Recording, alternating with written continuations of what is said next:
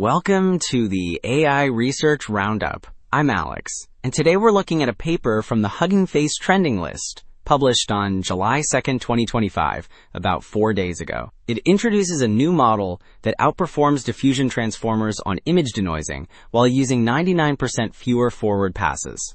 The paper is titled, Energy-Based Transformers are Scalable Learners and Thinkers. And as we'll see, the results for both training and thinking are really impressive. The authors propose a new model class that learns to think by verifying its own predictions, leading to better scaling and generalization. Also, the authors shared their full implementation on GitHub. You'll find the complete code there, including detailed setup instructions, job scripts for pre-training and inference, and even a minimal training loop example. It's a really comprehensive resource for anyone wanting to experiment with these energy-based transformer models. Okay, so to really understand what makes these models different, the authors provide this great comparison figure. It contrasts their new energy-based transformer with existing approaches like autoregressive transformers and diffusion transformers. While older models try to directly predict the next word or pixel, this new model works differently. It takes a potential prediction and outputs an energy score. This energy score is essentially a quality check, a measure of how compatible that prediction is with the input. A lower score means a better fit, allowing the model to explicitly verify its own thinking. This next table really drives the point home.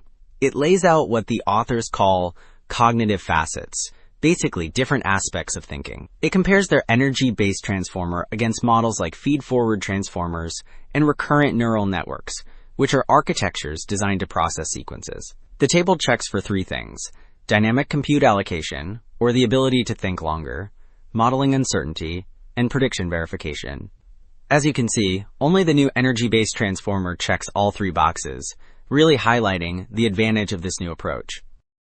So that iterative refinement process is how the model thinks. But these next charts show how well it learns.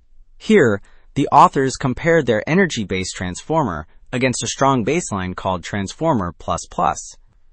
The charts plot validation perplexity, which is a measure of how confused the model is by new data, so a lower score is better, against three things: the amount of training data, the batch size, and the model depth. In every case, the new energy-based transformer learns faster, achieving a lower perplexity score, which suggests much better data efficiency. And that better learning efficiency translates directly into better thinking, especially when facing new challenges. These charts analyze performance on out-of-distribution data, which is just data that's different from what the model was trained on.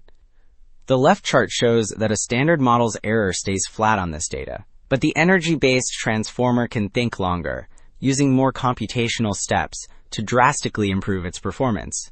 And the chart on the right shows this self-verification ability actually gets stronger the more the model trains.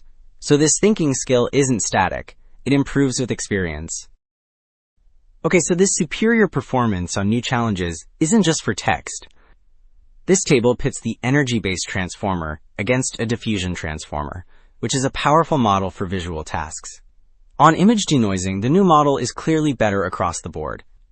It achieves a higher peak signal-to-noise ratio, which is a measure of image quality, and a lower mean squared error, both for regular data and the harder out-of-distribution data. What's more, it does this with 99% less computation, and for classification, the accuracy is over 10 times higher.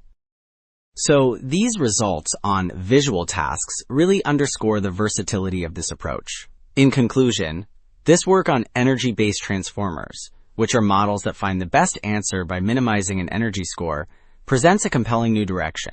The key takeaway is that these models achieve a form of System 2 thinking that's slow, deliberate reasoning, just from unsupervised learning. They not only learn more efficiently, but they can also think longer at test time to drastically improve their answers, especially on unfamiliar data. That's all for today. Thanks for joining me. I'm Alex.